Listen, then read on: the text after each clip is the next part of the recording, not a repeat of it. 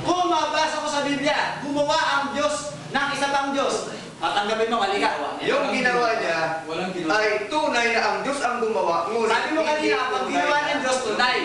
Sabi niya, di ba? Narinig ka, nakatape yan. Sabi mo, ang ginawa ng Diyos, lahat ng ginawa ng Diyos, tunay. Ngayon, kung mabasa ko, gumawa ang Diyos na Diyos. Sabi mo, lahat tunay. So, ibig sabihin, pag ginawa ng Diyos, tunay. O, sige. Kung mabasa ko, tatanggapin mo, mali ka.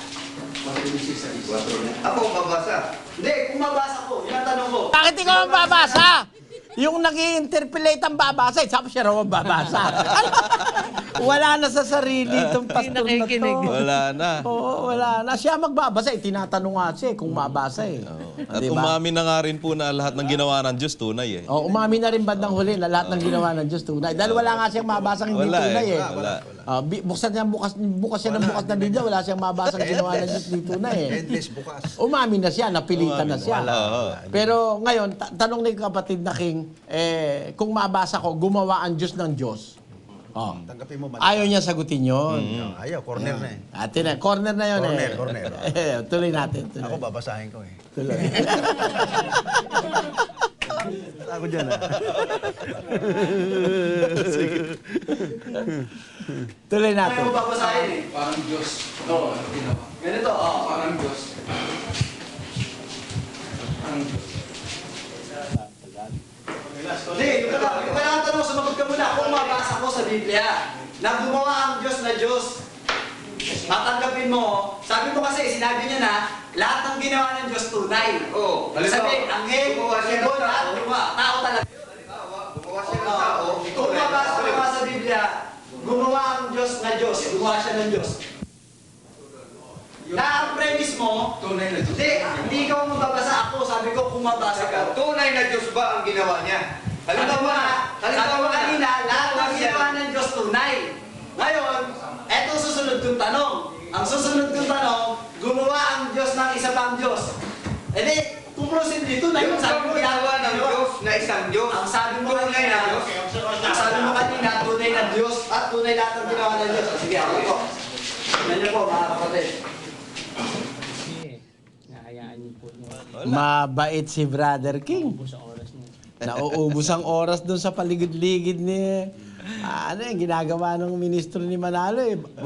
Bigay-bawi, bigay-bawi.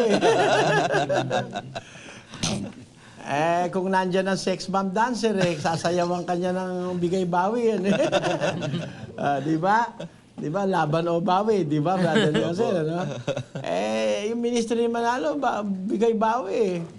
Una, sabi niya, meron daw ginawa ang Diyos na hindi tunay. Nung hindi niya mabasa, inamin niya lahat ng ginawa ng Diyos tunay. Tanong naman ni Brother King, kung mabasa ko na gumawa ang Diyos ng Diyos, tatanggapin mo, may Diyos pa isa.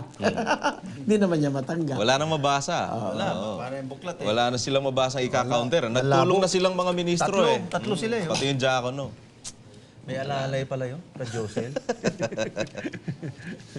Nako. O, yun po yung dalawang cross-examination na nauna doon sa kanilang debate. Ano yung bali? Bali, 6 lahat eh. Na Brad Danny na cross-examination. Tag-tatlo eh. Pero kung gano'n ang trend, Brad Josel, wala na. Wala. Una salpuan pa lang, wala na eh. Kahiyaan na masyado eh, di ba? Halata na po naman talaga. Predictable na yung outcome eh. Talo eh. Talo yung INC eh. Predictable na, kitang-kita na. Hindi sweet sounding sa ear ni Paul yan, attorney.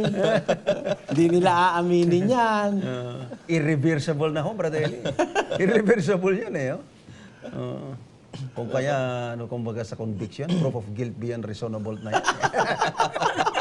The verdict is maliwanag ang verdict, Brad Joseph. Pero hindi kikibuin nila Paul yan. Biro mo Kasi sila ang mapipilitan na magtakip at magtanggol doon sa ginawang pagkakalubak nitong kasama nilang mga ministro eh. Mahihirapan sila. Kahit si Manalo, walang maituturo sa kanila yung ipandidepensa. Si Ocampo. Doon sa mga... Si Ocampo, pupunta yung palakpakan nato. Si Ocampo. Ayan. Kitang-kita na, Ocampo, palakpakan nato na yan.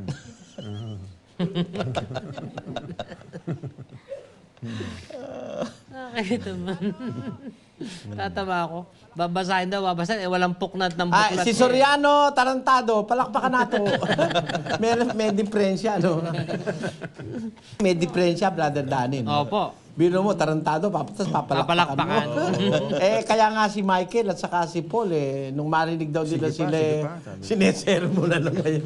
Pinalakpakan yun. Matindi rin, ano? Tuwa sila. Di ba totoo ngayon, hindi lang isa ang Diyos na sinasabi ninyo? Luklukan, Diyos. Yung pamamahala, Diyos. Yung Ama, Diyos. Si Kristo lang naman hindi nyo matanggap na Diyos eh. Oo, kaya nga sila lusot na lusot dahil dun eh. Hindi nila matatanggap talaga, nakatigasin na nila yun eh. Nakangawitan na, tawag sa Tagalog doon, Brother Joseph.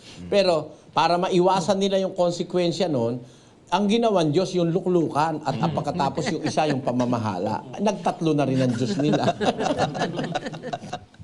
Alam mo, Brother Eli and Brother Josel, papasalamat ng mga dating kasama ko sa Katoliko. Na talaga may nagtatanggulan rin sa kanila eh.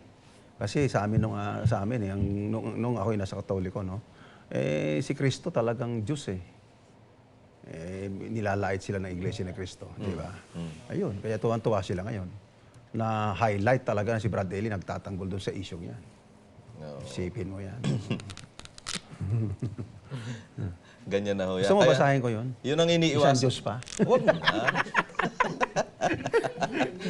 Tulungan ko si Brad King. Oh, hindi na. Kay Atty. Lazaro nyo na basahin. Yan eh. Kita nyo, kaya nga po hindi sila makaharap kay Brother Eli sa debate. Dinadaanan nila sa mga ganyan na paninira na lang sa kanilang programa. Para magbukas pa yan ng kanilang linya na magla-live para matanong ng tao. O kaya harapin si Brother Eli sa debate, harapan, live. Hindi nila gagawin yung Brad Danny kasi ito magiging outcome niyan eh. Kasi ganito po yan eh. Kung ano yung napanood natin doon sa ministro ni Ginoong Manalo, yun ang sasabihin ni Manalo eh. Yun kasi ang na-absorb niya kay Ginoong Manalo. Kung totoong si Manalo ang tagapagturo ng relihiyon ng Iglesia ni Cristo. Yun naman ang claim nila eh. Opo. Di ba? Ang claim nila, ang kanilang mga turo galing doon sa kanilang sugo. Di ba? Totoo po yun. Napakapangit na siya ang puno, hindi siya tagapagturo. Huwag naman sabihin si Bienvenido Santiago ang nagtuturo sa inyo. O kaya si Caramos. Si Caramos ayaw din namang. Pero ako believe kay Caramos, kapatid na Josel, ano? Nasubaybayan ko yung sagutan ni Brother Eli at ni Caramos nung araw. Mga ano yun. Ako, in fairness, Brother Josel, si Caramos, maipit mo man eh, pinus siya. Opo. Hindi kagaya ni Paul at saka ni Michael. Ay, itong mga ito, makakaano ito. Magaspang ito. Si Caramos, okay.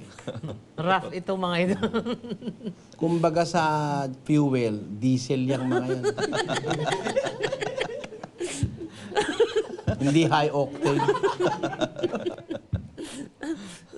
At kung sa liha, yun yung 1,000.